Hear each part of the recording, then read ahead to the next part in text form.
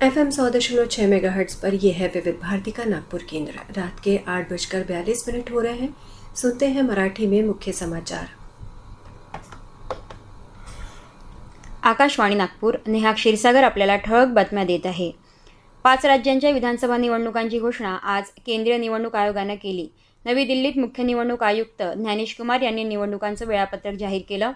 आसाम, केरळम, पुद्दुचेरीमध्ये 9 एप्रिलला तर तामिळनाडूमध्ये 23 एप्रिलला मतदान होणार आहे। तर पश्चिम बंगालमध्ये 2 टप्प्यात मतदान होणार आहे। पहिल्या टप्प्याचं मतदान 23 एप्रिल रोजी तर दुसऱ्या टप्प्याचं मतदान 29 एप्रिल रोजी होईल। छत्रपती शिवाजी महाराज महसूल समाधान शिबिर अभियानाअंतर्गत यवतमाळ जिल्ह्यात आयोजित करण्यात आलेल्या 7 मार्चच्या पहिल्या टप्प्यातील शिबिरांचे गुणांकन पूर्ण झाले असून त्यामध्ये उत्कृष्ट कामगिरी करणाऱ्या लोणबेहळ, शिरसगाव, गणेशपूर या 3 मंडळांची निवड करण्यात आली आहे। प्राप्त गुणांनुसार आर्णी तालुक्यातील लोणबेहळ मंडळाने 59 गुणांसह प्रथम क्रमांक पटकावला आहे।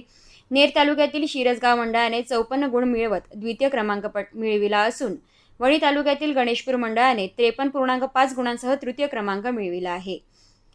आयुष्य जगायचं असेल तर आपण जीवनामध्ये सर्वच ठिकाणी नियमाने चाललं पाहिजे आणि रस्त्यावर गाडी चालविताना निश्चितपणे काळजी घेतली पाहिजे की आपण कुठल्याही प्रकारच्या ट्रॅफिक नियमांचं उल्लंघन करता कामा नये, असे केंद्रीय रस्ते वाहतूक व महामार्ग मंत्री नितीन गडकरी यांनी विद्यार्थ्यांना केले। सडक सुरक्षा अभियान कार्यक्रम अंतर्गत नागपुरातील वाठोडा स्थित सिम्बायोसिस सभागृहात आयोजित कार्यक्रमात आज त्यांची मुलाखत घेण्यात आली, त्यावेळी ते बोलत होते।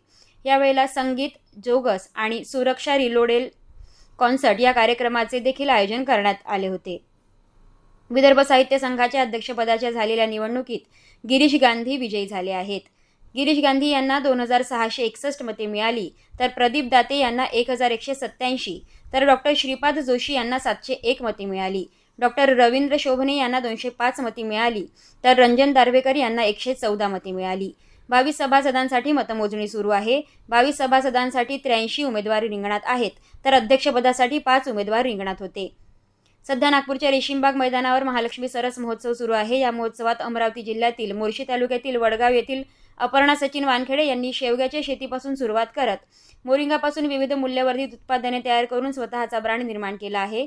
तसेच मोरिंगा लाडू, चहा व इतर उत्पादनांना उत्तम प्रतिसाद मिळत असून मागील 4 दिवसांतच सुमारे 50 ते 60 हजार रुपयांची विक्री झाल्याची माहिती त्यांनी दिली। याबरोबरच हे बातमीपत्र संपलं। यापुढील बातमीपत्र उद्या सकाळी 10:58 प्रसारित केलं जाईल।